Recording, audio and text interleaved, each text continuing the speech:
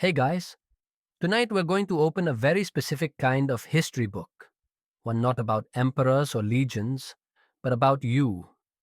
If you happen to be a stranger in the heart of the ancient world, forget everything you think you know about ancient Rome from movies, the grand parades, the toga parties, the effortless power. We're stepping into the dusty, crowded, and often confusing sandals of a foreigner trying to navigate daily life in ancient Rome. This isn't a vacation. It's more like moving to a massive, bustling metropolis without knowing the language, the customs, or where you truly stand in the social pecking order. Now, let's be real for a second. You probably think filling out immigration forms or getting a new driver's license is a hassle. Imagine trying to explain who you are, where you're from, and why you're here, when the people around you speak a language you barely understand, and their entire legal system views you with suspicion, if not outright disdain. You're trading your neatly organized passport for a whispered reputation, your online banking for a handful of coins that might not even be accepted, and your GPS for a series of confusing hand gestures and wary glances. There's no welcome committee, no easy guide, and definitely no foreigner friendly apps. This is a journey that tested your wits, your patience, and your very sense of belonging. So, before you get comfortable, take a moment to like the video and subscribe, but only if you genuinely enjoy what I do here. And if you're listening from, say, a sprawling suburb of Los Angeles, where cultures blend, or perhaps a tight knit community in rural Idaho, where strangers might stand out, tell me where you are and what time it is. I love hearing how far these stories travel. Now, dim the lights. Maybe turn on a fan for that soft background hum, and let's ease into tonight's journey together. You've made the journey, perhaps from a distant province like Gaul, modern day France, or Britannia, ancient England, or maybe from the exotic lands of Egypt or Syria. Your reasons are manifold: trade, a desperate search for opportunity, or perhaps you're a freed slave seeking a new life. As you approach the mighty gates of Rome, the sheer scale of the city is overwhelming.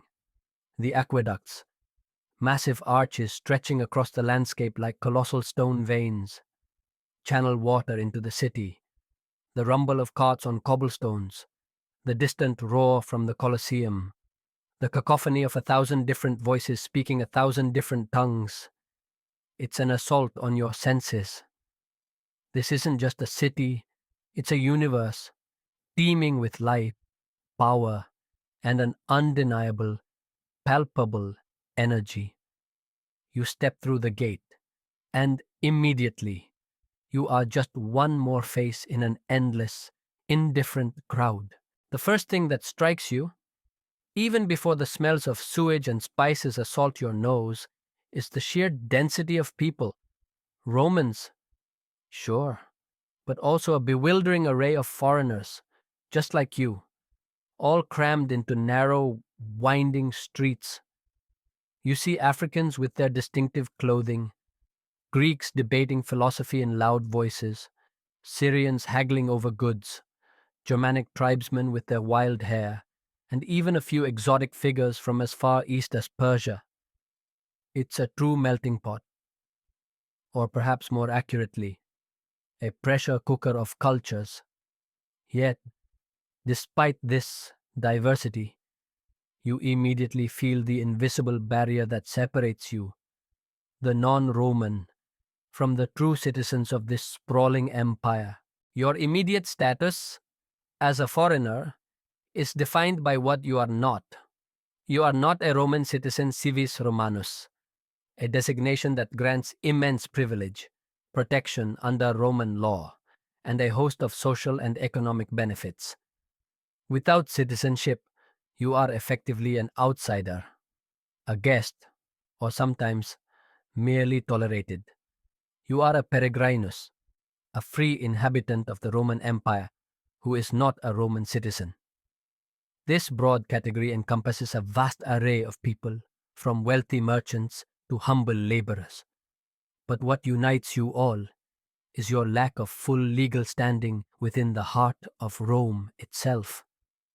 This means you don't have the right to vote, to hold public office, or to appeal directly to Roman courts in the same way a citizen would.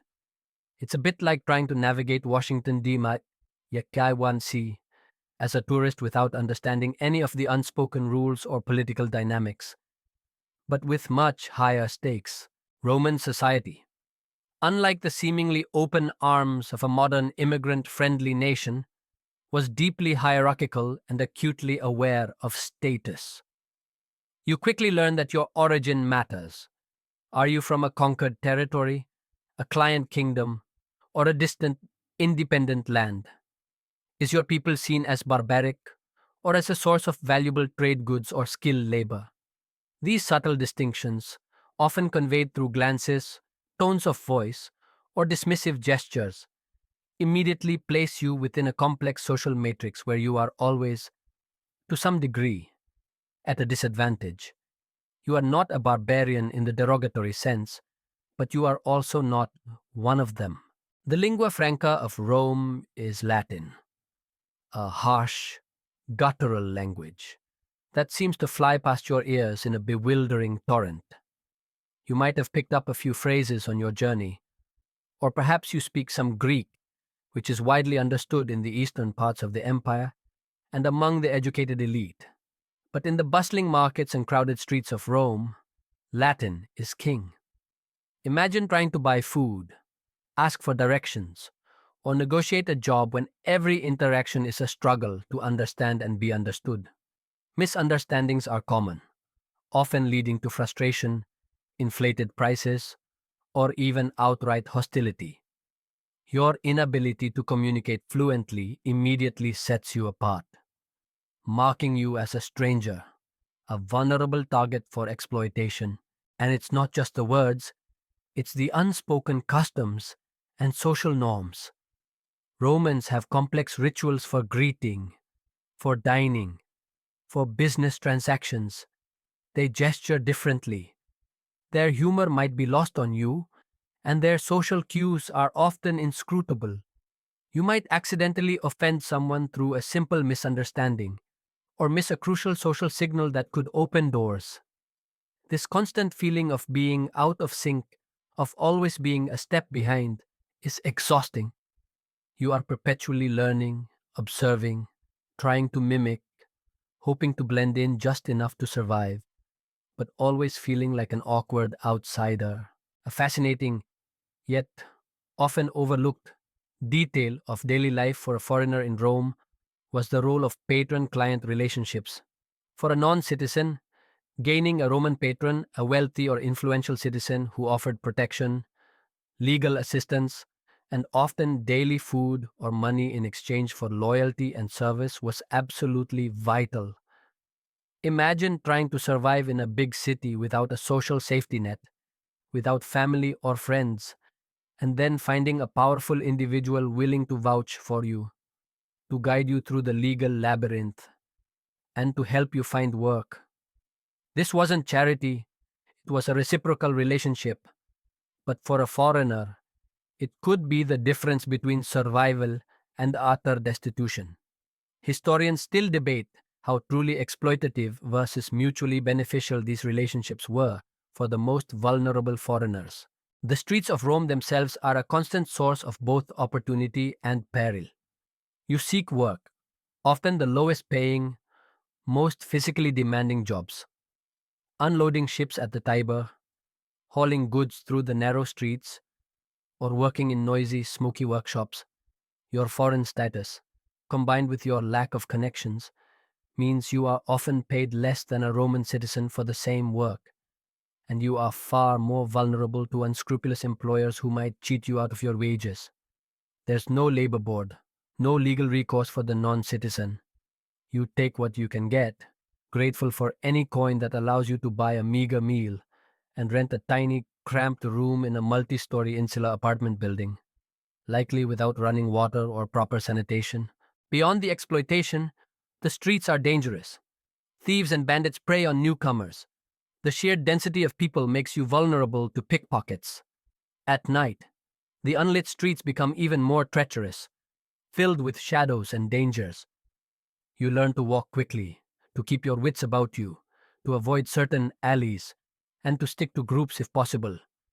You are always, implicitly, a target, your foreignness marking you as someone less protected, less likely to have powerful allies to avenge you if something goes wrong.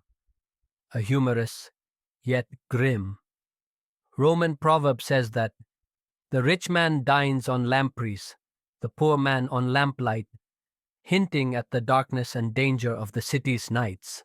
Your living conditions are likely appalling. The insulae are often cheaply built, prone to collapse or fire. You might live on the upper floors, which were the least desirable and most dangerous, lacking access to fresh water and often overflowing with human waste dumped directly into the streets. The smells are constant and overwhelming: sewage, cooking fires, unwashed bodies. Sleep is fitful, disturbed by the sounds of your neighbors, the creaking of the building, and the pervasive fear of fire. This isn't the romantic Rome of grand villas and marble baths. This is the Rome of the working class, a crowded, unsanitary, and often brutal place where survival is a daily struggle. The sheer volume of people in Rome at its height, estimated to be around 1 million, meant that foreigners made up a significant portion of the population. Historians still widely debate the exact percentage, as ancient census data focus primarily on citizens. This open question highlights how little we truly know about the daily lives and experiences of the vast non-citizen population, leaving much of their story to be inferred from fragmented evidence. Your experience, therefore, is part of a massive, largely untold narrative of anonymity and struggle. Despite the hardships, Rome offers a powerful allure: the promise of opportunity, the vibrant cultural life, and the undeniable sense of being at the center of the known world.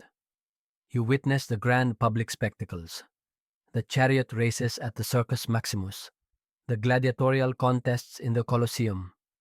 These are moments of collective excitement, of shared humanity. Even if you are just a silent observer in the stands, you might attend plays in the theaters or listen to philosophers debate in the forums, slowly picking up the language, absorbing the customs, inch by painful inch, becoming less of a complete stranger and more of a tolerated outsider. These spectacles, while brutal, also served as a powerful unifying force, drawing everyone, citizen and foreigner alike, into a shared experience of Roman grandeur. The roaring crowds of the Colosseum and the bustling noise of the Forum might offer fleeting moments of collective experience. But as a foreigner in ancient Rome, your fundamental status remains the same: you are an outsider. Your days are a continuous lesson in how Roman society viewed its non-citizens, a complex blend of grudging acceptance, suspicion, and often outright disdain. This is a city built by Romans, for Romans, and you are merely a transient, navigating a system that wasn't designed with your comfort or convenience in mind. Roman views on foreigners were deeply stratified. You weren't simply a foreigner, your treatment depended heavily on your origin. Were you from a client kingdom, a territory that had allied with Rome, perhaps a Germanic tribe, often viewed as wild and uncivilized, but also as potential soldiers? Or were you from a sophisticated, conquered land like Greece or Egypt, whose culture Rome admired even as it dominated its people? These distinctions, often conveyed through subtle glances, tones of voice, or dismissive gestures, immediately placed you within a complex social matrix where you were almost always, to some degree, at a disadvantage.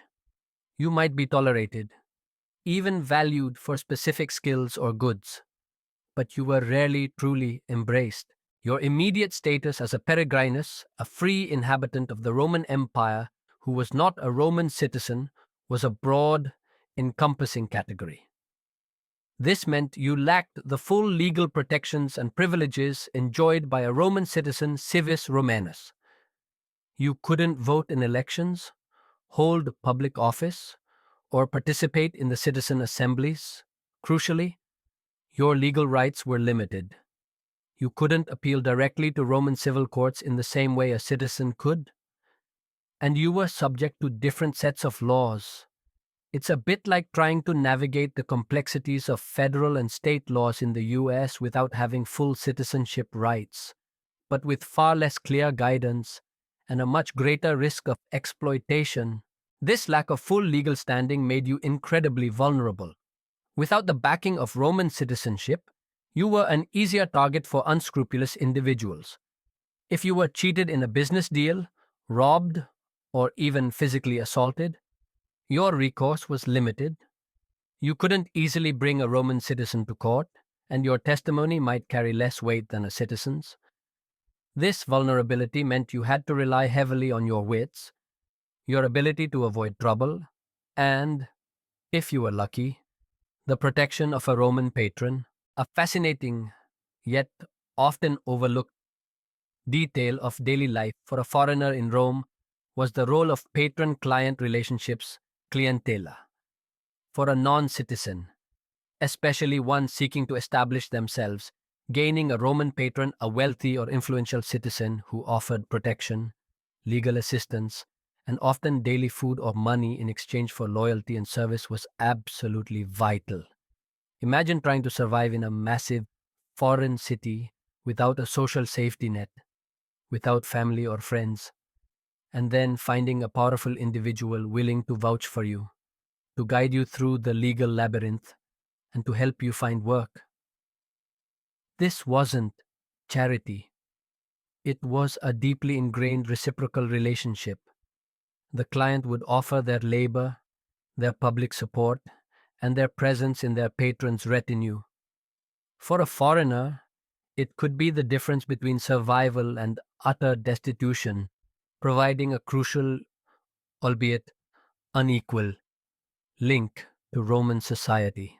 Historians still debate how truly exploitative versus mutually beneficial these relationships were for the most vulnerable foreigners, and how much personal freedom a client retained. The language barrier was a constant, frustrating, frustrating challenge. The lingua franca of Rome was Latin, a complex, often guttural language that seemed to fly past your ears in a bewildering torrent. You might have picked up a few phrases on your journey, or perhaps you spoke some Greek, which was widely understood in the eastern parts of the empire and among the educated elite. But in the bustling markets, crowded streets, and official settings of Rome, Latin was king. Imagine trying to buy food, ask for directions, negotiate a job, or understand a legal pronouncement when every interaction is a struggle to comprehend and be understood. Misunderstandings were common, often leading to frustration, inflated prices, unfair deals, or even outright hostility from impatient Romans. Your inability to communicate fluently immediately set you apart, marking you as a stranger, a vulnerable target for exploitation. And it wasn't just the words, it was the unspoken customs and social norms that tripped you up. Romans had complex rituals for greeting, for dining, for business transactions, and for public behavior. Their gestures might be different, their humor might be lost on you, and their subtle social cues were often inscrutable. You might accidentally offend someone through a simple misunderstanding, or miss a crucial social signal that could open doors or avert conflict. This constant feeling of being out of sync, of always being a step behind, was exhausting. You were perpetually learning, observing, trying to mimic, hoping to blend in just enough to survive, but always feeling like an awkward outsider, perpetually on guard against cultural missteps. The sheer density of people in Rome at its height, estimated to be around 1 million, meant that foreigners made up a significant, though often invisible, portion of the population. Historians still widely debate the exact percentage, as ancient census data focused primarily on citizens. This open question highlights how little we truly know about the daily lives and experiences of the vast non citizen population, leaving much of their story to be inferred from fragmented evidence like gravestones, inscriptions, and passing references in Roman literature. Your experience, therefore, is part of a massive, largely untold narrative of anonymity and struggle, a collective shadow cast by the bright light of Roman grandeur. The physical environment itself reinforced your status. While citizens might enjoy spacious villas, you would likely find yourself in a tiny, cramped room in a multi story insular apartment building. These structures were often cheaply built, prone to collapse, and a constant fire hazard, especially on the upper floors where you would likely reside, as these were the least desirable and most dangerous. These upper floors lacked running water, meaning waste was often dumped directly into the streets below. The smells were constant and overwhelming sewage, cooking fires, unwashed bodies, and the general effluvium of a densely packed metropolis. Sleep was fitful, disturbed by the sounds of your neighbors, the creaking of the building, and the pervasive fear of fire or collapse. This isn't the romantic Rome of grand villas and marble baths. This is the Rome of the working class, a crowded, unsanitary, and often brutal place where survival is a daily, precarious struggle, and where a foreigner found himself at the very bottom rung. In this chaotic environment, the distinction between Roman and foreigner was not just legal, but deeply social. While a Roman citizen could move through the city with a sense of innate belonging and protection, you, as a peregrinus, moved with a heightened awareness of your vulnerability. You learned to read faces, to gauge moods, to step aside, to avoid drawing attention. The casual contempt of a Roman citizen, the dismissive wave of a hand, or the subtle way you might be overcharged in the market all served as constant reminders of your subordinate status. This wasn't always overt discrimination, but a pervasive, subtle othering that constantly reinforced your position as an outsider looking in. The pervasive sense of urban chaos and anonymity could also be isolating. While surrounded by millions, you lacked the deep rooted social networks that sustained Roman citizens. There were no family lands, no ancestral tombs, no established clientela unless you were lucky enough to acquire a patron. You were a single thread in an immense, unraveling tapestry, easily lost, easily forgotten, and largely without recourse if misfortune struck. This sense of being alone in a vast, indifferent city contributed to the psychological burden of being a foreigner, a feeling of being adrift without true anchors. The overwhelming sounds and smells of Rome's bustling streets never truly fade, nor does the feeling of being an outsider. You've come to understand that being a foreigner in ancient Rome means constantly struggling with the lingua franca, Latin, and navigating a bewildering maze of unfamiliar customs. This isn't just about language lessons. It's a daily, exhausting test of your wits and your ability to adapt, always under the watchful, often suspicious, eyes of the Roman citizens. Imagine trying to navigate your morning. You step out of your cramped insular apartment building, and immediately you're enveloped in a cacophony of sound. Romans are shouting, haggling, gossiping, and issuing commands, all in their harsh guttural Latin. Perhaps you come from a region where a different language is spoken, say, the Celtic dialects of Gaul or the nuanced Greek of the Eastern Mediterranean. You might have picked up a few basic phrases on your journey, enough to ask for directions or buy a loaf of bread. But anything beyond that is a monumental effort. Every interaction becomes a struggle. At the market, trying to buy food, you might point, gesture, and offer coins, hoping the vendor understands. The price you pay might be inflated because of your obvious foreignness, Or you might misunderstand a crucial detail about the transaction. The vendor, impatient with your slow speech, might simply dismiss you with a wave of the hand, turning to a Roman customer. This isn't just frustrating, it's a constant reminder of your vulnerability, your inability to fully participate in the daily life of the city. You learn quickly that a simple misunderstanding can lead to being cheated, ridiculed, or even attracting unwanted attention from less scrupulous individuals. And it's not just about words. Roman society is steeped in unspoken customs and social norms that are utterly alien to you. How do you greet someone of higher status?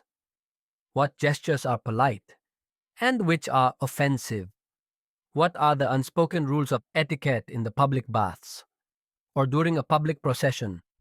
Imagine accidentally standing in the wrong place during a religious ceremony or misinterpreting a social cue in a business negotiation.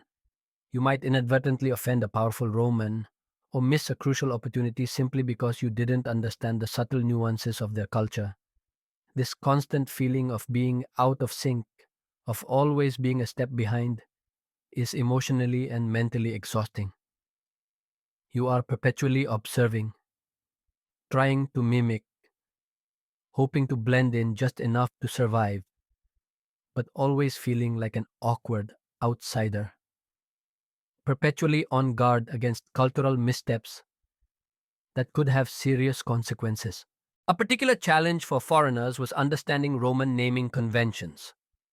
A Roman citizen typically had three names: tria nomina, a prenomen, first name, a nomen, family name, indicating their genes or clan, and a cognomen, a nickname often related to a family branch or characteristic.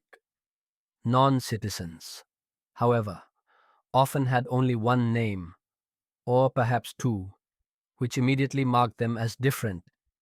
Imagine trying to explain your name or understand a Roman's when their entire system of identity is based on a complex generational structure that you don't possess.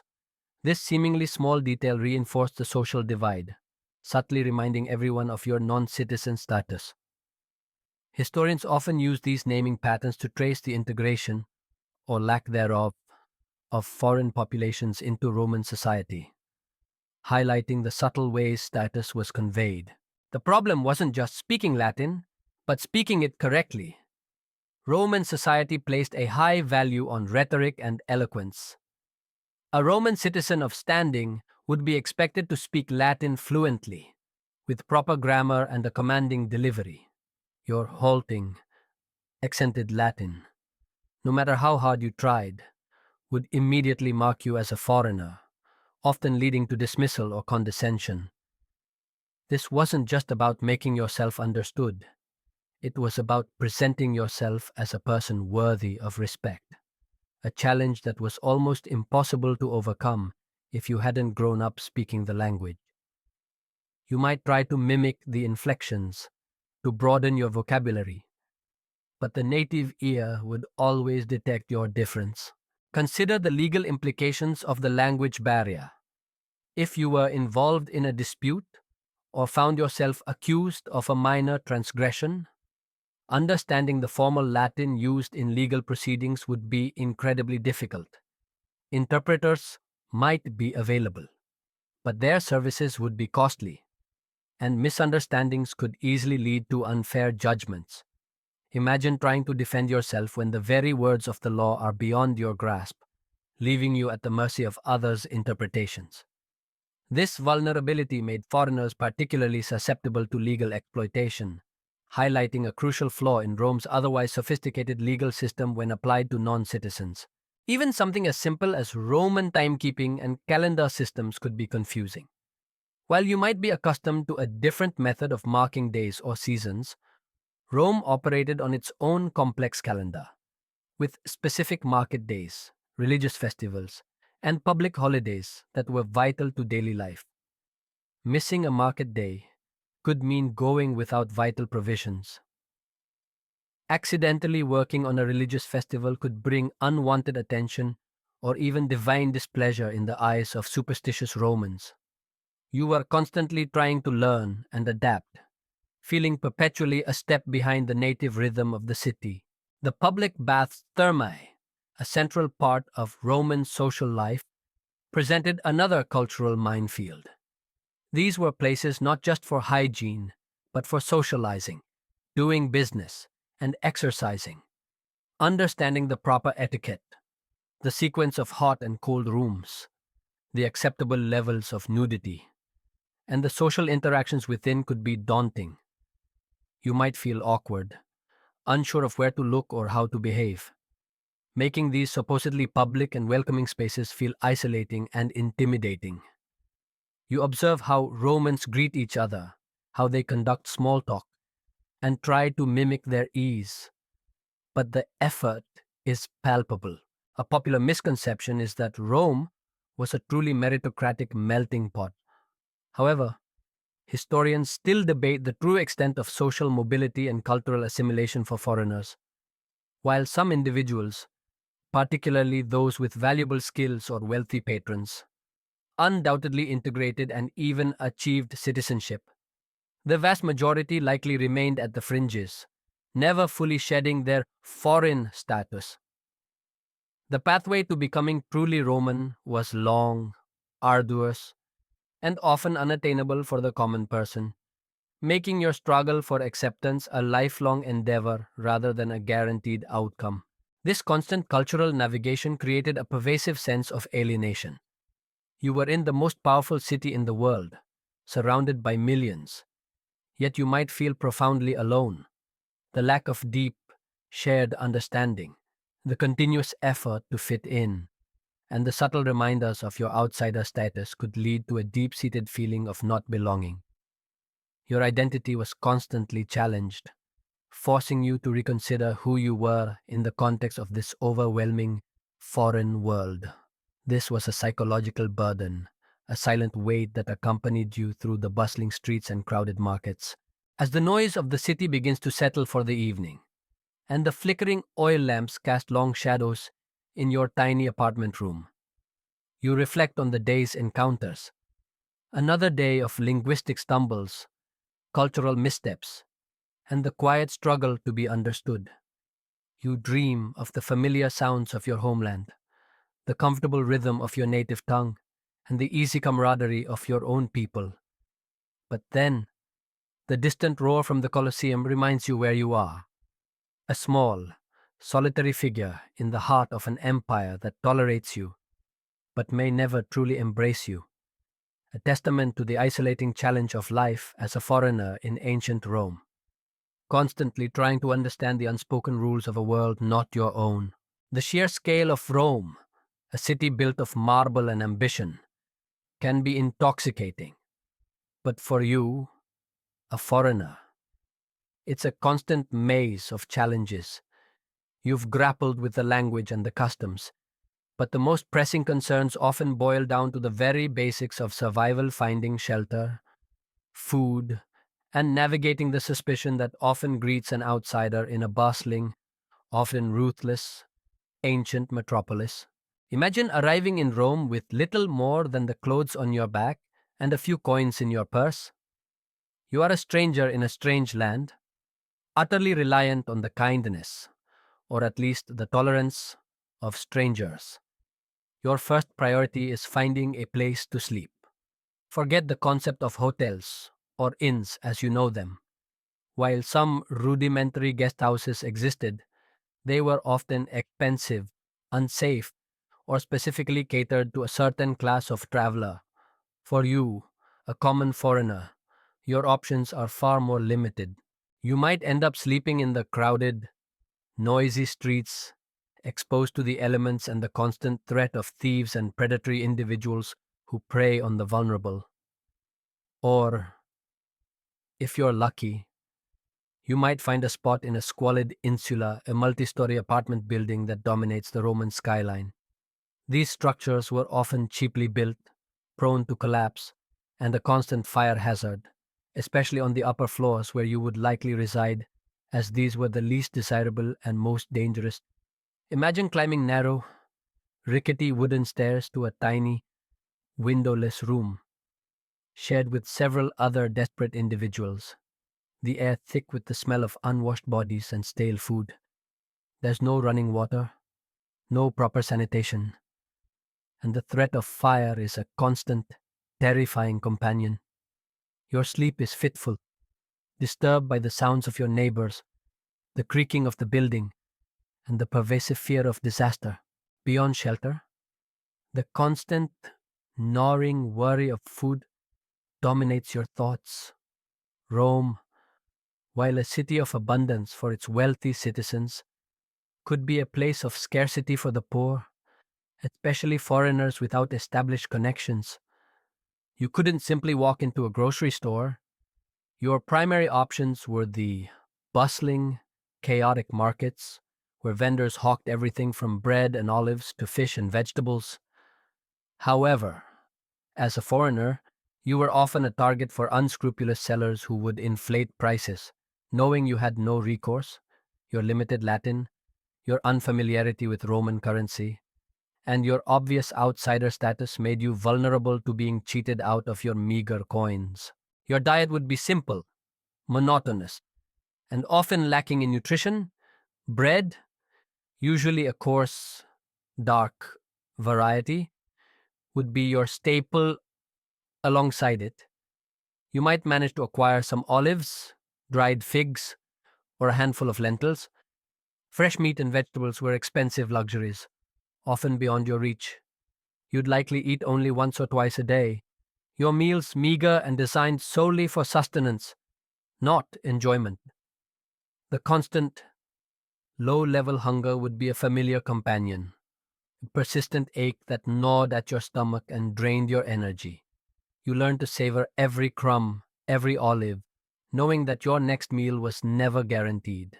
A particularly grim, yet common sight in the Roman markets would be the stalls selling garum, a pungent fermented fish sauce that was a staple condiment for all social classes, from the poorest to the wealthiest. Imagine the overpowering, almost nauseating smell of this highly concentrated fish sauce permeating the air, a constant reminder of Roman culinary preferences that might seem utterly alien to your palate, while it provided vital salt and flavor to their monotonous diets.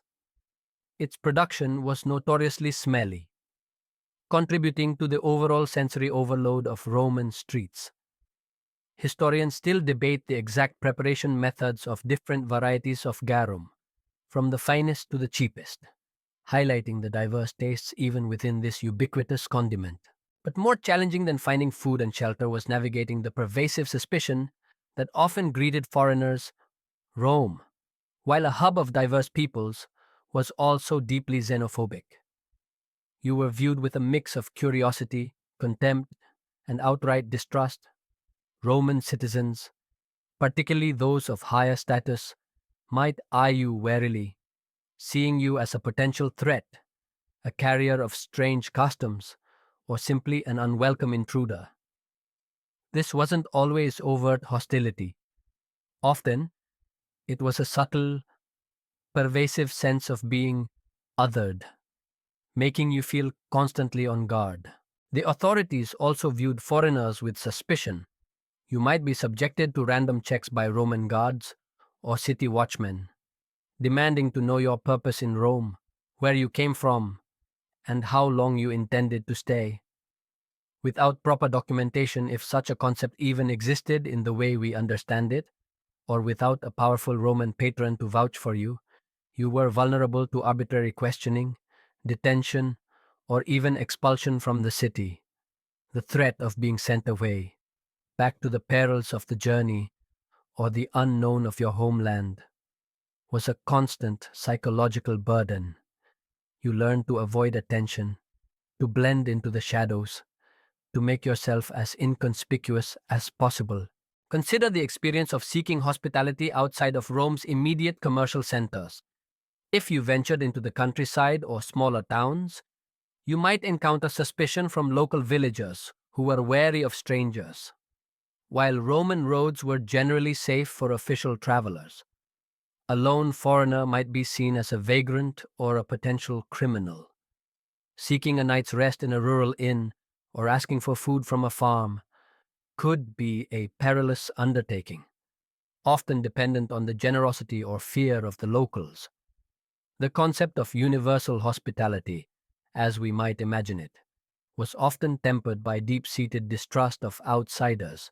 A particularly unique aspect of a foreigner's vulnerability in Rome was the lack of legal recourse for minor infractions or disputes. While a Roman citizen had certain rights and avenues for justice, your legal standing as a peregrinus was far more ambiguous. If you were cheated in a business deal or involved in a minor street altercation, you often had little recourse. Roman courts might be inaccessible, or your testimony might carry less weight than a citizen's.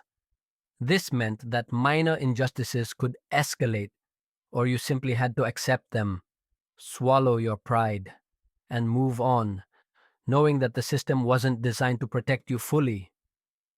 This constant vulnerability to exploitation contributed to a pervasive sense of powerlessness. The Romans' own history was steeped in the fear of foreign influence. From the early Etruscan kings to the constant threat of barbarian invasions. This historical paranoia, while perhaps understandable, translated into a deep-seated cultural suspicion of anyone who wasn't Roman. You, as a foreigner, were constantly navigating this historical baggage, feeling its weight in every wary glance, every dismissive gesture. This was not a society built on open arms and universal welcome, but on the strength of its own identity and the careful management of outside elements. As the noise of the city begins to settle for the evening, and the flickering oil lamps cast long shadows in your tiny apartment room, you reflect on the day's encounters.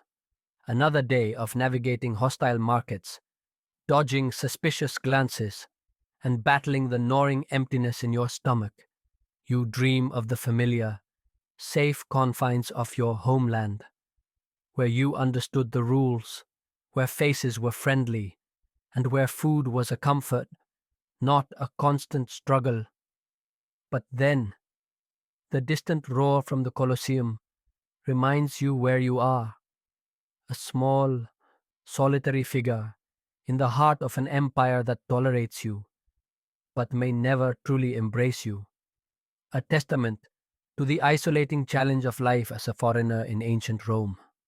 Constantly seeking basic survival amidst suspicion and indifference.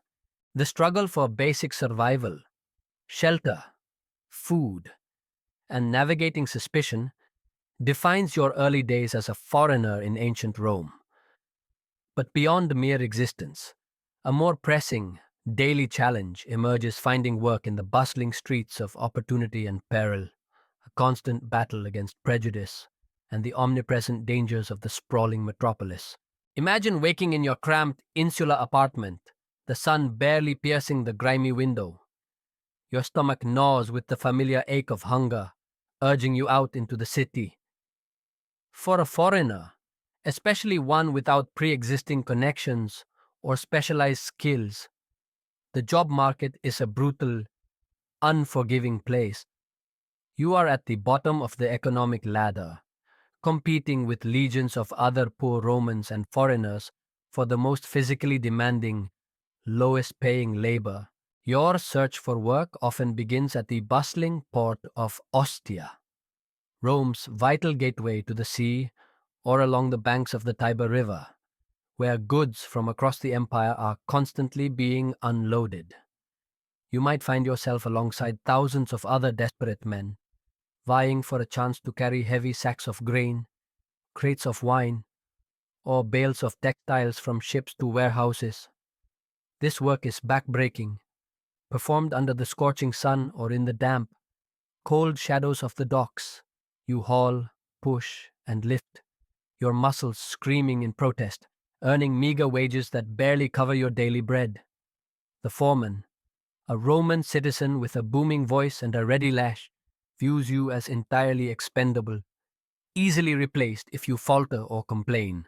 Beyond the docks, you might seek work in the city's noisy, smoky workshops, perhaps as a day laborer in a pottery workshop, kneading clay under the watchful eye of a master artisan, or in a metalworking shop, hammering away at crude iron. These jobs are often temporary, offering no security, and exposing you to dangerous conditions, dust, fumes, and the constant threat of injury from heavy tools or machinery. Your foreign status, combined with your lack of formal training or Roman guild membership, means you are often paid significantly less than a Roman citizen for the same grueling work. And you are far more vulnerable to unscrupulous employers who might cheat you out of your wages. Knowing your legal recourse is severely limited. There's no labor board, no workers' rights organization, only the raw power dynamic between employer and desperate laborer. A fascinating, yet disheartening, detail of Roman labor practices for foreigners was the reliance on informal hiring through slave markets or individual contractors. While not all foreign laborers were slaves, many peregrini found themselves in a precarious position where they might be hired for short-term, grueling tasks through intermediaries who also dealt in slave labor. This blurred the lines, making it easier for unscrupulous contractors to exploit foreigners, offering them abysmal wages or threatening them with legal trouble if they complained. Imagine being offered a day's work by a man who also owns a dozen slaves and subtly realizing that your bargaining power is almost non existent. This informal, often exploitative system made securing fair work incredibly difficult and cemented your low status. Historians still debate the precise fluidity of the line between free foreign labor and various forms of semi-coerced labor in Rome. The prejudice you face is a constant companion. Romans, particularly those of higher status, might view you with suspicion or outright disdain. Your accent, your different clothing, your unfamiliar customs, all mark you as an outsider, someone less trustworthy, less civilized. This prejudice isn't always overt hostility. Often, it's a subtle, pervasive sense of being othered. Dismissive glances, impatient tones of voice, or the assumption that you're less intelligent or capable than a Roman. This constant feeling of being judged, of having to prove your worth against ingrained stereotypes, is psychologically exhausting and contributes to a deep sense of alienation. The streets of Rome themselves are a constant source of peril. Thieves and bandits prey on newcomers, especially those visibly carrying money or goods. The sheer density of people makes you vulnerable to pickpockets in crowded markets or during public spectacles. The narrow, winding alleys are often unlit at night, becoming even more treacherous, filled with shadows, lurking dangers, and the constant threat of tripping over refuse or worse. You learn to walk quickly, to keep your wits about you, to avoid certain dark corners, and to stick to groups if possible. Though forming reliable groups among desperate foreigners is challenging, you are always, implicitly, a target. Your foreignness marking you as someone less protected, less likely to have powerful allies to avenge you if something goes wrong. A humorous, yet grim, Roman proverb states that the rich man dines on lampreys, the poor man on lamplight, and the constant threat of a falling tile, highlighting the dangers of the city's nights and its poorly constructed buildings. Beyond petty crime, the threat of arbitrary arrest or physical assault by Roman citizens, particularly the more arrogant or drunk, hangs over you. Without the full protection of Roman law, a physical altercation with a citizen could quickly turn against you. With little hope of justice, you learn to swallow insults, to avoid confrontation, and to walk away from any situation that could escalate, understanding that your life as a non-citizen held less value in the eyes of the Roman street. This constant need for self-preservation, this perpetual vigilance, wears down your spirit, making you constantly guarded and mistrustful. The absence of a true social safety net means that if you fall ill, suffer an injury, or simply cannot find work, your situation quickly becomes dire. There are no unemployment benefits, no public hospitals that cater to the poor and foreign, and no charity organizations beyond the sporadic efforts of a compassionate individual or a patron. You might end up begging on the streets, resorting to desperate measures to survive, or worse, succumbing to illness or starvation. Your fate unnoticed in the vast, indifferent city. This brutal reality underscores the constant, high stakes gamble of life as an unrooted foreigner in ancient Rome. Even the simple act of trying to rent a room is a challenge. The insulae are often dilapidated, overcrowded, and expensive for what they offer. Landlords, aware of your limited options, might charge you exorbitant rates for a tiny, unventilated space. You are at the mercy of their whims, with little legal protection against eviction or unfair conditions. This precarious living situation adds to your constant anxiety, reinforcing the feeling that you are never truly secure, always on the edge of destitution. As the noise of the city begins to settle for the evening, and the flickering oil lamps cast long shadows in your tiny apartment room, you reflect on the day's encounters. Another day of hard labor, unfair wages, and the quiet struggle against prejudice. Your body aches, your mind is weary, but you have survived. You dream of the familiar, safe confines of your homeland, where you understood the rules, where faces were friendly, and where a day's honest labor brought a fair return. But then, the distant roar from the Colosseum reminds you where you are, a small, solitary figure in the heart of an empire that tolerates you as a laborer, but may never truly embrace you, a testament to the daily, grinding challenge of life as a foreigner in ancient Rome, constantly seeking a foothold in a city both promising and perilous. The grind of daily labor and the constant anxieties of being a foreigner in Rome are exhausting, but the city's vast cultural landscape offers both distraction and further challenges. You've navigated the perils of work and the ever-present threat of exploitation. Now, you might find yourself drawn to the very heart of Roman public life, the gods, the games, and the gladiators, navigating a complex path between cultural assimilation and the undeniable pull of Roman spectacle. Imagine a break from your grueling work, a rare afternoon off. You find yourself drawn to the roar emanating from the Colosseum, that immense amphitheater of stone and human drama. You enter, finding a seat among the throngs of citizens and foreigners, the air thick with anticipation, sweat, and the faint metallic scent of blood. The gladiatorial games are brutal, yes, a horrifying display of violence, but they are also a deeply ingrained part of Roman life, a powerful unifying force that transcends social barriers. You watch, horrified, yet captivated, as gladiators, often slaves or condemned criminals, fight to the death or for glory. The roar of the crowd, the visceral spectacle, is overwhelming, pulling you into a shared experience that is undeniably Roman for a foreigner. These games are more than just entertainment. They are a crash course in Roman values courage, discipline, and the often brutal reality of life and death under imperial rule.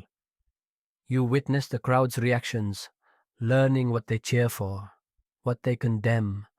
It's a harsh, unforgiving lesson in Roman sensibilities, but also a moment of strange belonging as you join the collective gasp or cheer. This is a powerful, if disturbing, form of cultural assimilation, where you learn to react as a Roman, even if your heart recoils. Beyond the blood sports, the religious landscape of Rome is bewilderingly diverse, yet also deeply traditional. Roman citizens worship a pantheon of gods: Jupiter, Juno, Mars, Venus, each with their own temples, rituals, and festivals.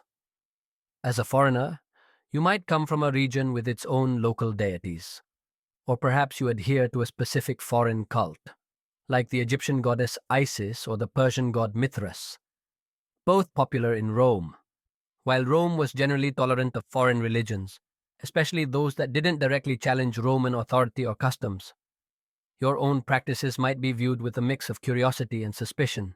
You would likely find yourself observing Roman religious ceremonies, perhaps even participating in smaller, less formal ways. You learn about the omens, the sacrifices, the elaborate processions that weave through the city streets. This isn't just a spiritual journey, it's another form of cultural immersion, learning the complex rituals that underpin Roman daily life. You might light a small candle at a Roman shrine, offering a silent prayer to your own gods, hoping for their protection in this foreign land. The omnipresent statues and altars to Roman deities serve as constant reminders of the dominant religion, gently nudging you towards conformity. A particularly unique aspect of Roman religious life, especially for foreigners, was the practice of syncretism, where elements of foreign cults were blended with Roman deities. For example, you might see the Egyptian goddess Isis worshipped alongside Roman gods, often with Romanized names or attributes. This wasn't always a sign of full acceptance, but a pragmatic way for Romans to incorporate foreign populations and their beliefs without completely abandoning their own traditions. For you, a worshipper of a foreign deity, finding a temple or shrine dedicated to your god in Rome could be a profound source of comfort and community, a rare corner of familiarity in a vast, alien city. Historians still debate the extent to which these foreign cults truly assimilated or maintained distinct identities within the Roman religious landscape.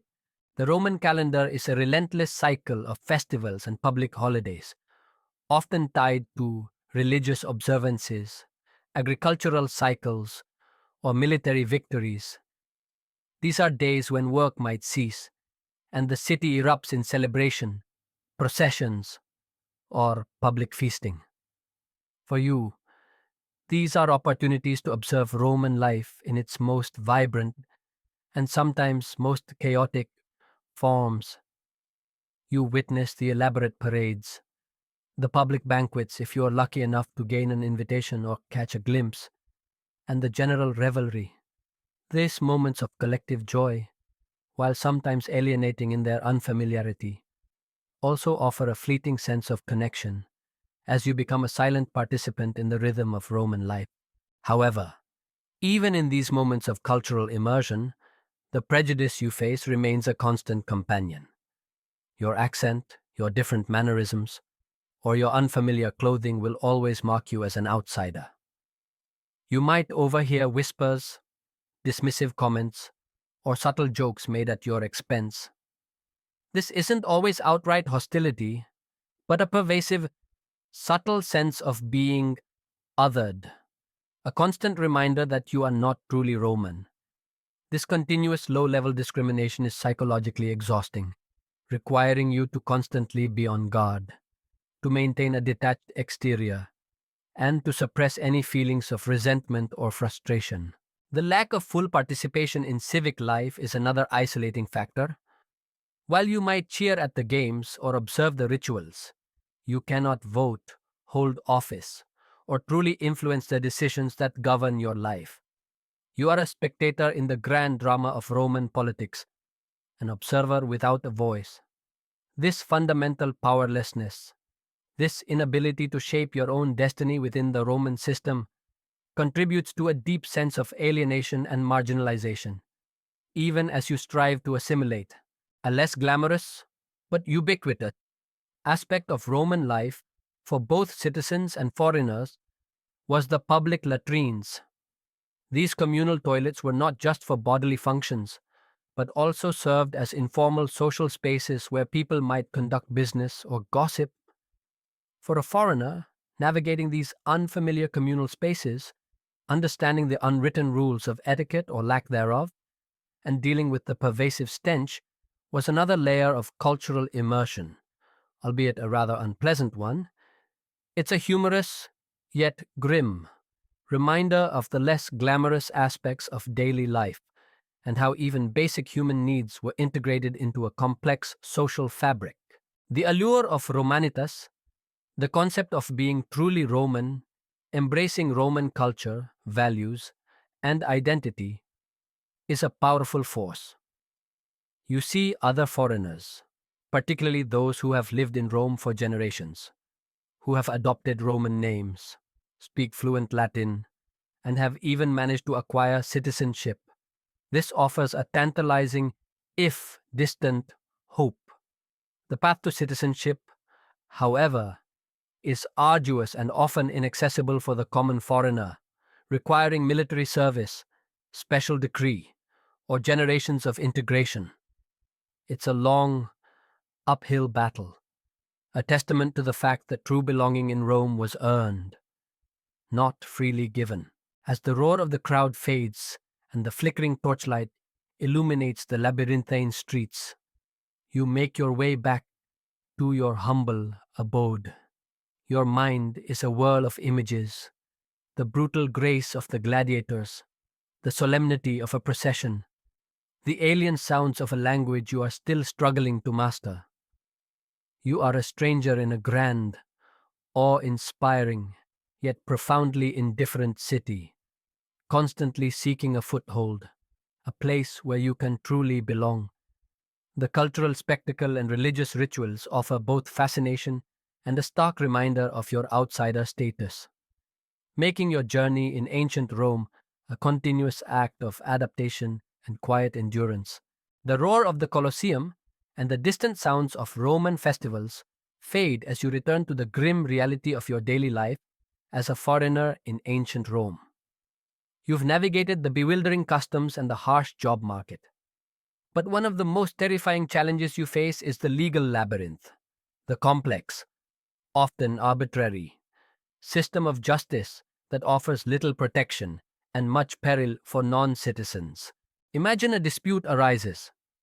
Perhaps a Roman citizen accuses you of petty theft, or you are involved in a street brawl, or a unscrupulous merchant cheats you out of your hard earned wages. Your immediate instinct might be to seek justice, to appeal to a higher authority.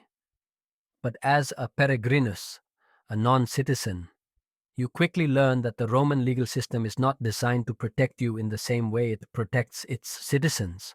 The very concept of Roman law ius civil, with its intricate codes and procedures, was primarily designed for Roman citizens.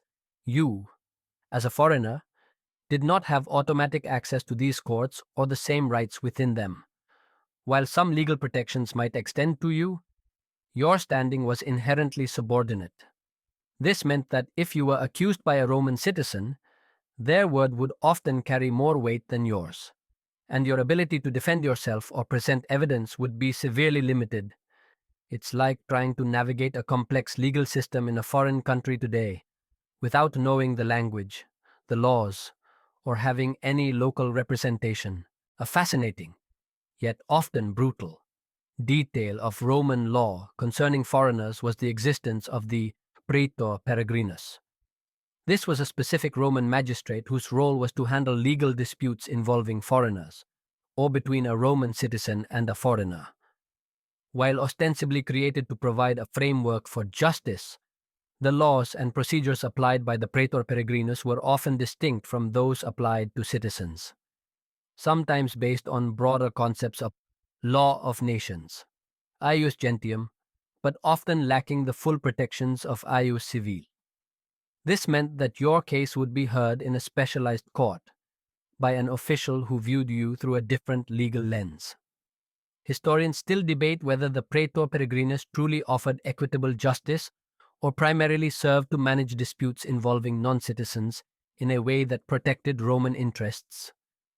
For you, it meant a different, less secure path to justice. Your testimony, if you were even allowed to give it, might be viewed with skepticism, especially if it contradicted a Roman citizen's account. There was no presumption of innocence in the way we understand it.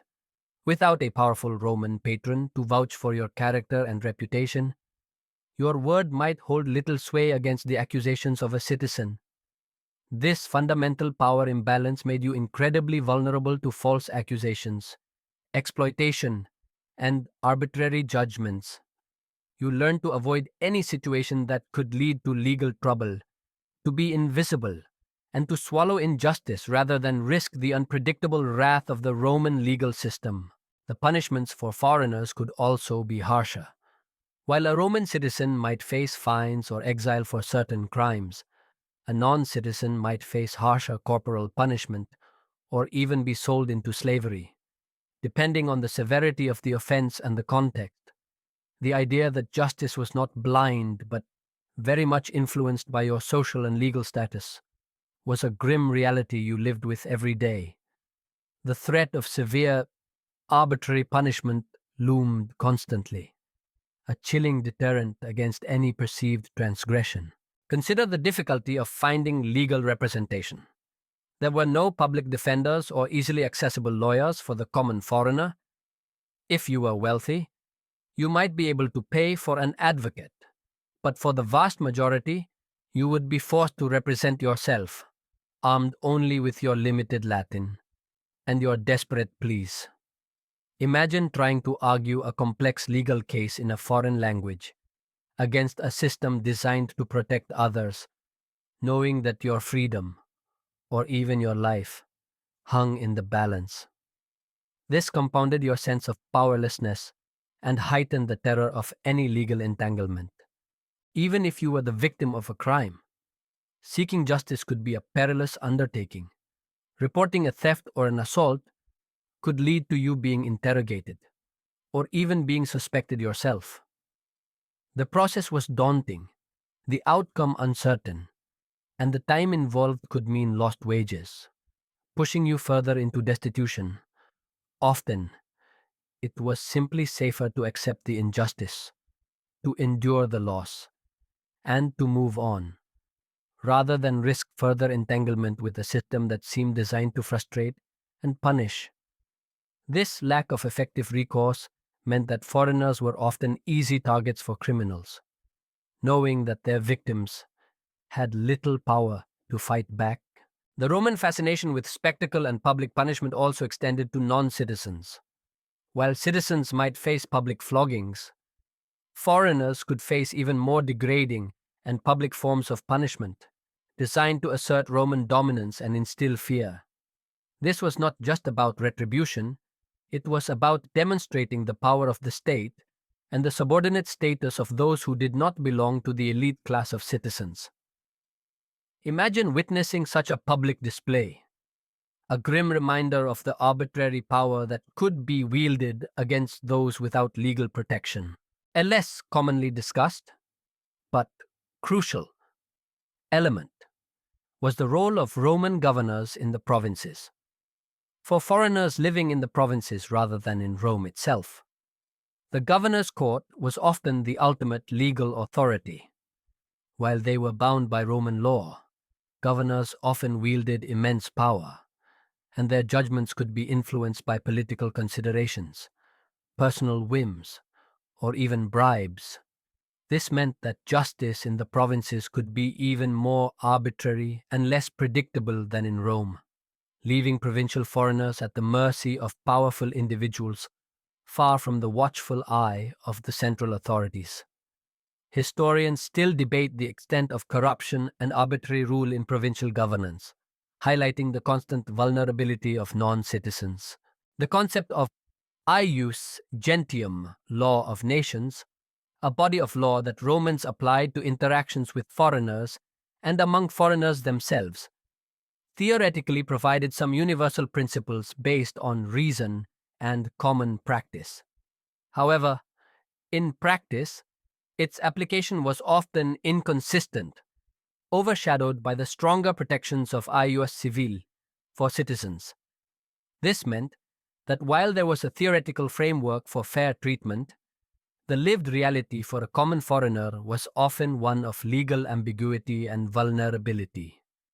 You were constantly aware that your rights were conditional, fluid, and often dependent on the whims of those in power. As the noise of the bustling forum begins to quiet down for the evening, and the last of the street vendors pack up their wares, you reflect on the constant tightrope walk that is your life in Rome. Another day of navigating a system that views you with suspicion, where the law offers a fragile shield, if any at all. You dream of a place where justice is simple, where your word is enough, and where you are treated not as a foreigner, but as a full member of the community. But then, the distant echoes of a legal pronouncement from the day remind you of where you are. A small, solitary figure in the heart of an empire that dispenses justice through a complex, often brutal, and always unequal, legal labyrinth. A testament to the isolating challenge of life as a foreigner in ancient Rome.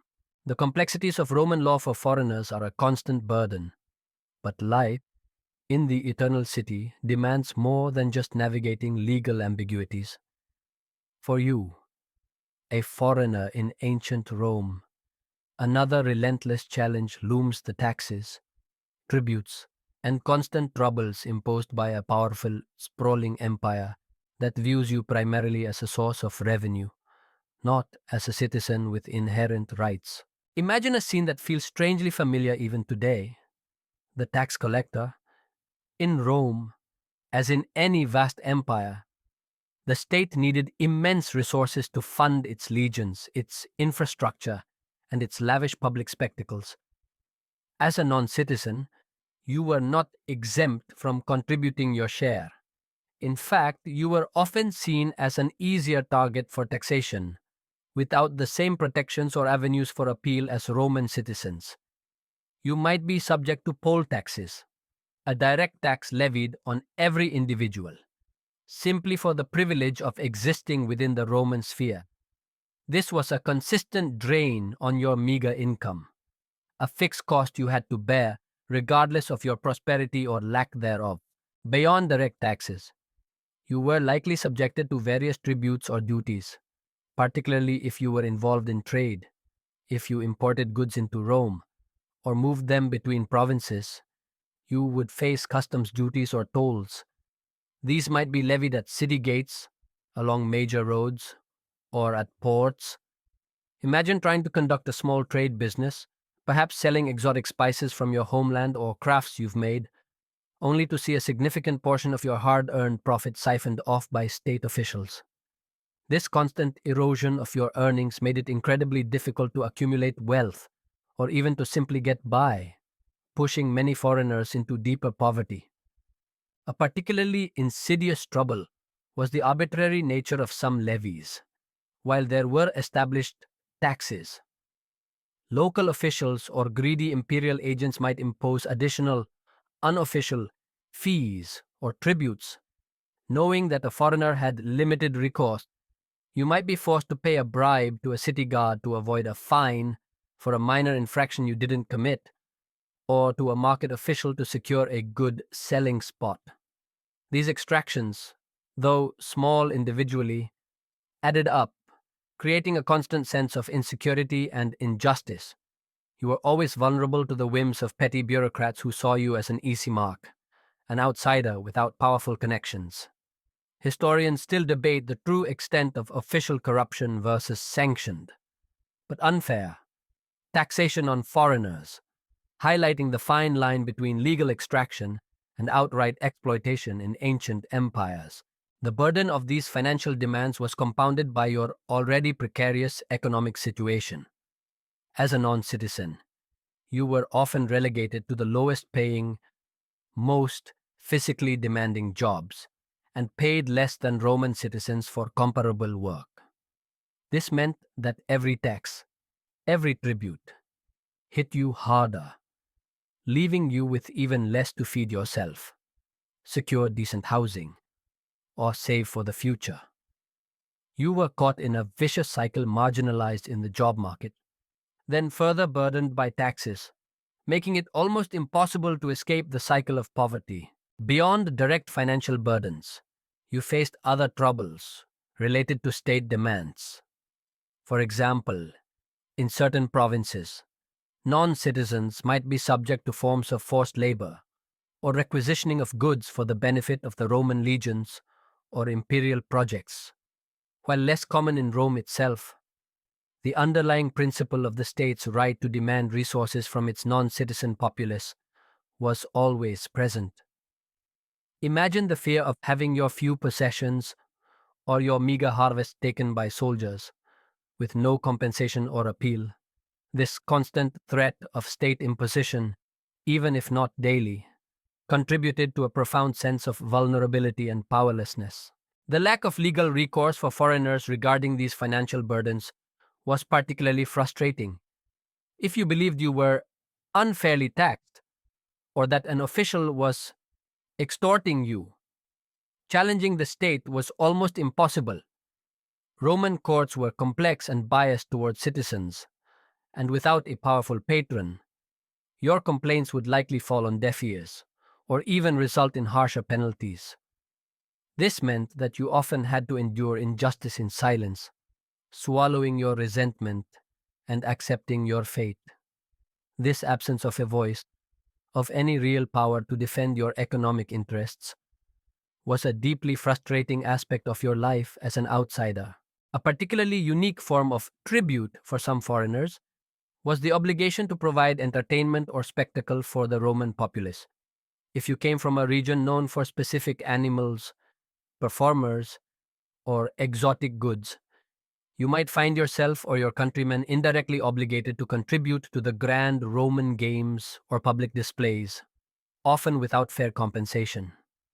Imagine being a skilled musician or dancer from a distant land, hoping to find work, only to be pressured into performing for Roman holidays for little pay. Your cultural heritage reduced to mere entertainment for the masses.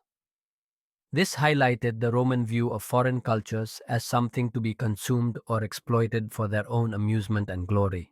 The very success of the Roman Empire, built on its vast wealth and military might, was in part sustained by the extensive system of taxation and tribute levied on its provinces and non-citizen populations. You were a small, individual cog in this massive economic engine, contributing your labor and your meager earnings to the upkeep of the very empire that viewed you as a second-class inhabitant.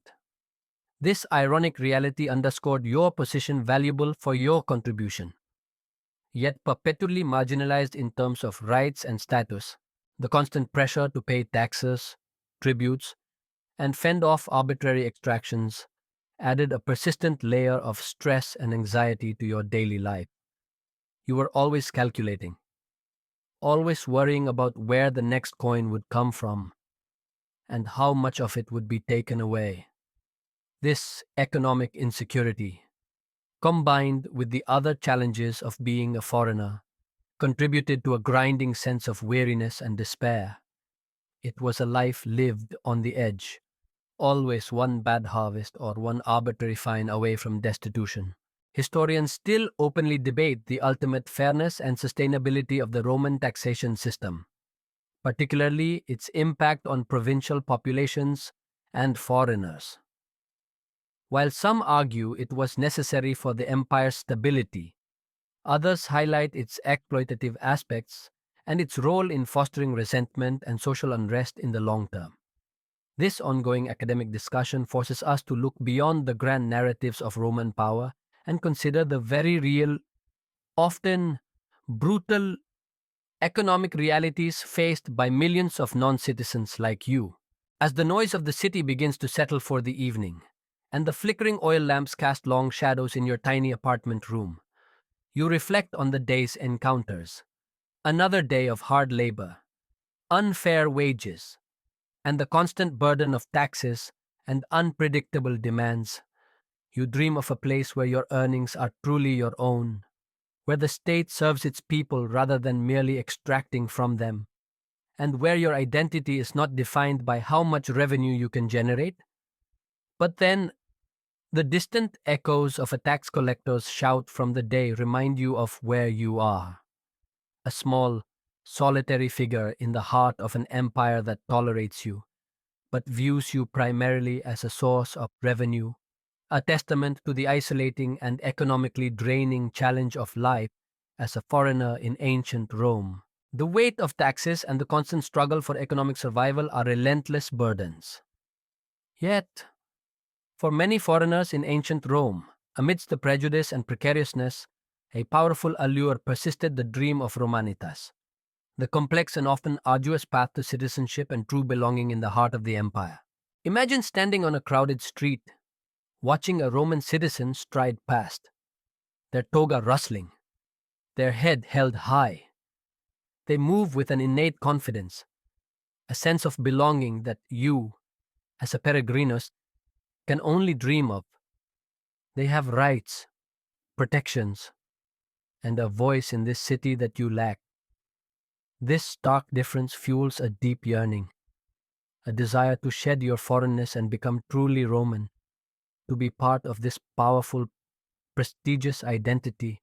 The path to Roman citizenship was long, arduous, and for most, ultimately unattainable. It was not a simple matter of living in Rome for a certain number of years, as is often the case with modern immigration. Instead, citizenship was a highly valued privilege, granted selectively and for specific reasons. One of the most common, yet dangerous, pathways was through military service. If you were a non citizen from a province, you could enlist in the auxiliary forces of the Roman army. After serving for 25 years, if you survived the battles and diseases, you would be honorably discharged and granted Roman citizenship for yourself and your legitimate children. Imagine signing up for 2.5 decades of brutal combat and harsh conditions, all for the promise of a legal status that your Roman comrades were born into. It was a terrifying gamble, a literal exchange of your life for a chance at belonging. A particularly poignant detail of military service as a path to citizenship was the diploma. Upon honorable discharge, a bronze diploma, a tabula, honestae missionis would be issued, proclaiming your citizenship and that of your family.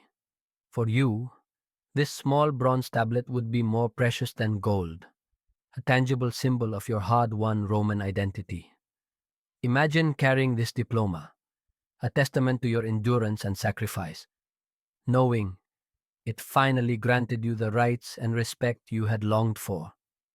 Historians rely on these surviving diplomas to track the extension of citizenship and the demographics of the Roman army, providing a concrete link to the individual experiences of these foreign soldiers.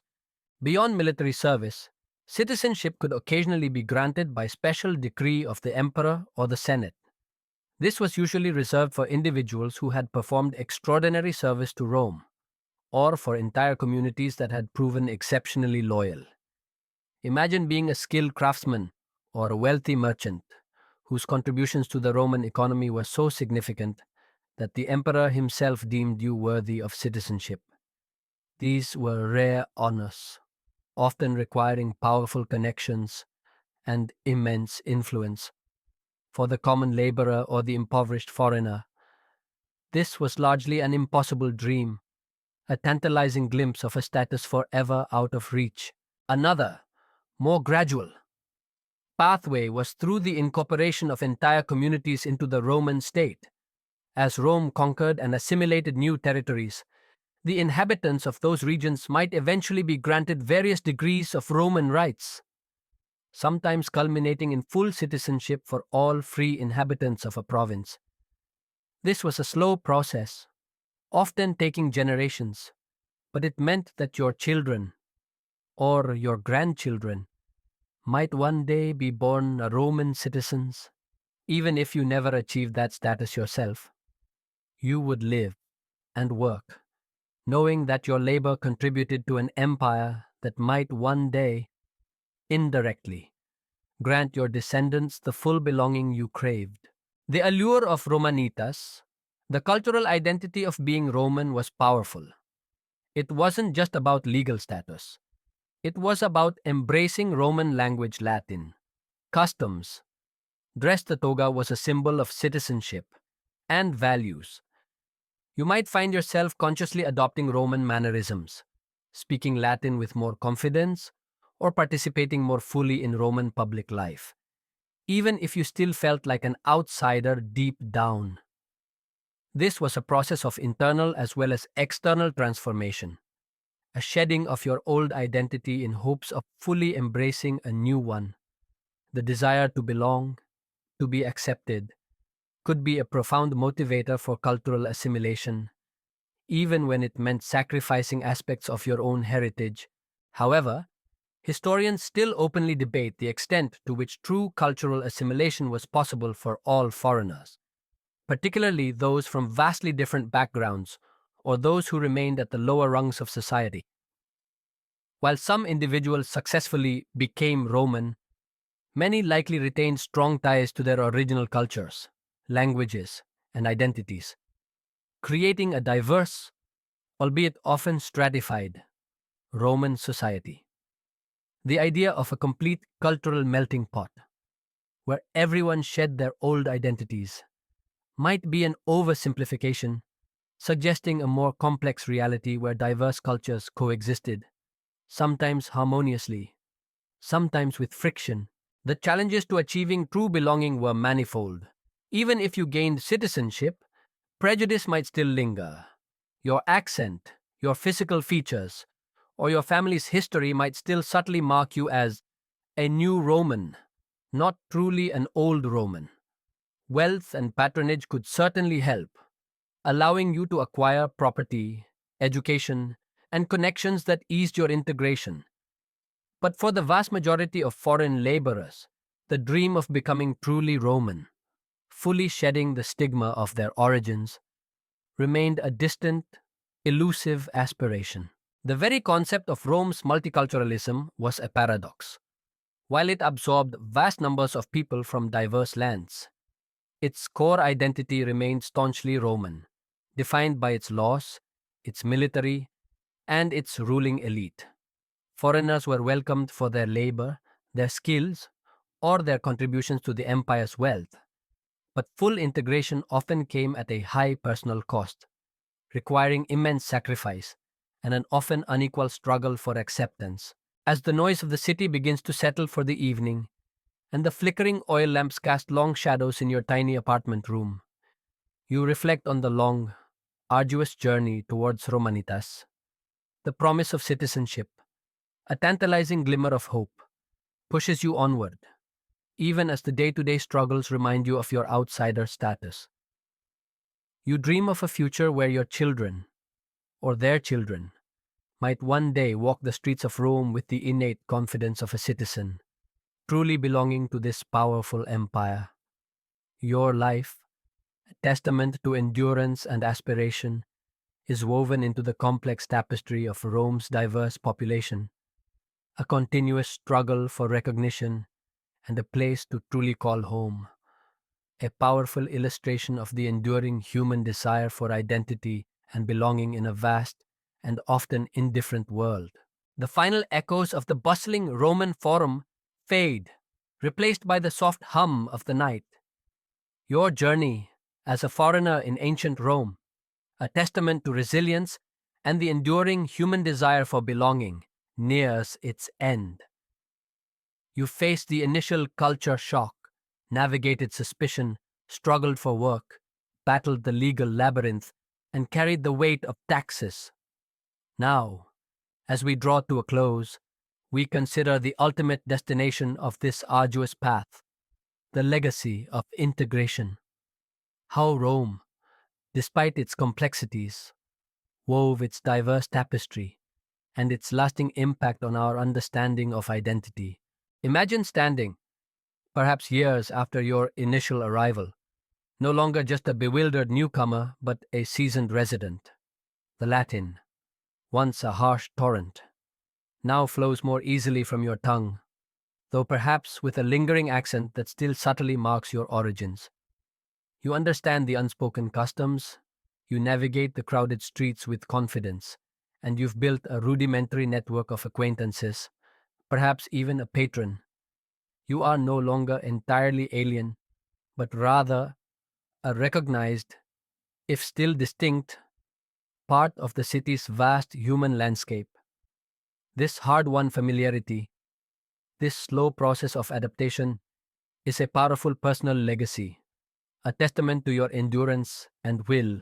Rome's genius, and perhaps its greatest legacy, was its ability to absorb and integrate vast numbers of diverse peoples, even if that integration was often hierarchical and imperfect. While you, as a peregrinus, never truly enjoyed the full privileges of a Roman citizen, the very existence of the praetor peregrinus, the ius gentium, and the pathways to citizenship, however arduous, show a society that, unlike many ancient empires, sought to incorporate rather than simply conquer and oppress.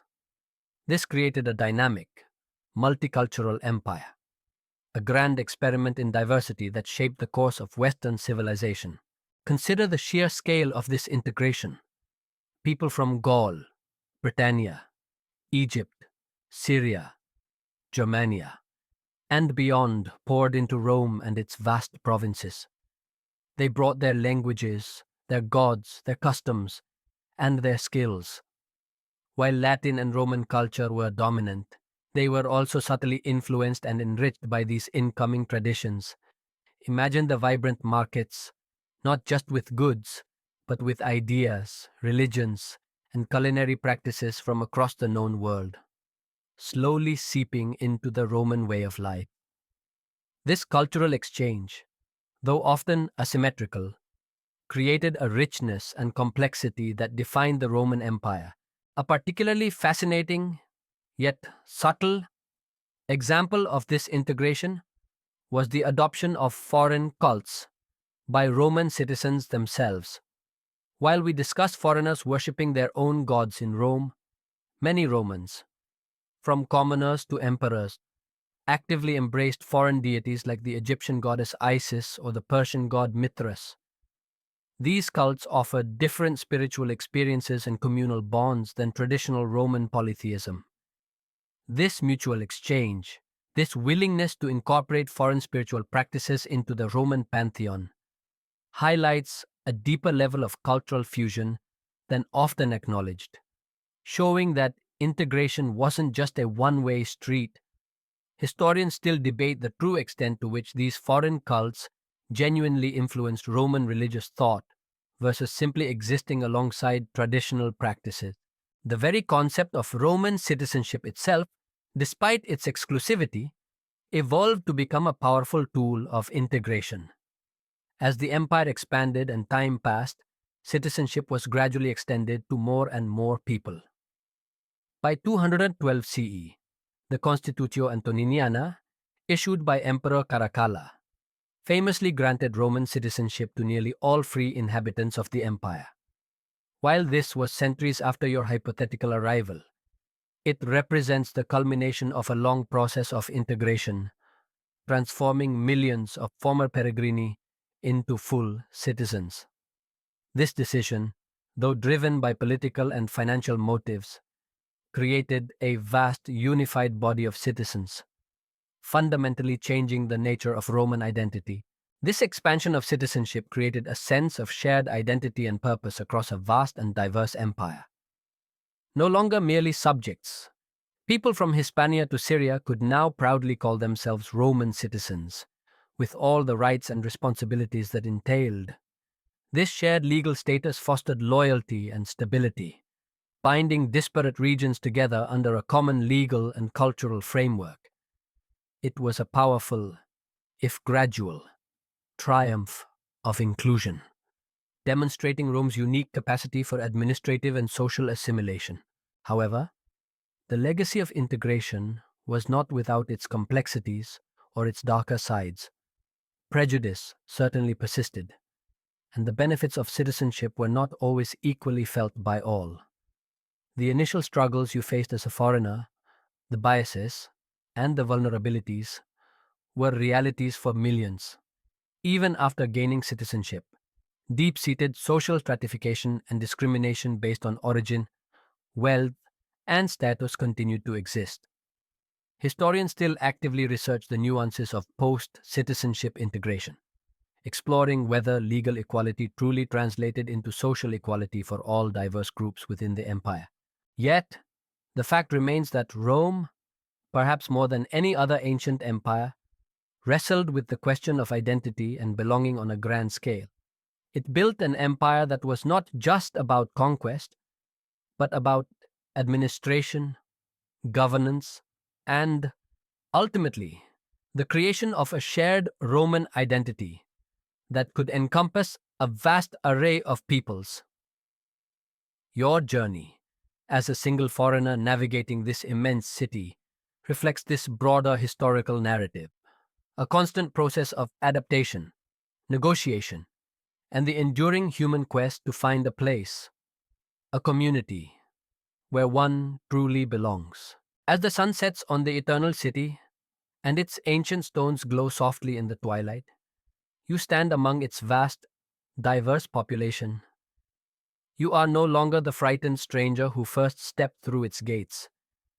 You carry the marks of your journey, the wisdom gleaned from struggle, the resilience forged in adversity, and the unique perspective of someone who has lived at the intersection of cultures. The Roman Empire, in all its complexity, offered both immense challenges and profound opportunities for those who dared to call it home. Its legacy is not just in its marble ruins or its military might, but in the very idea that disparate peoples can, however imperfectly, come together to form a shared identity, a grand, diverse tapestry woven thread by thread, much like your own life story within its sprawling, ancient embrace. Now, as you settle into the quiet of the night, perhaps you'll reflect on your own place in the vast, interconnected story of human migration and belonging.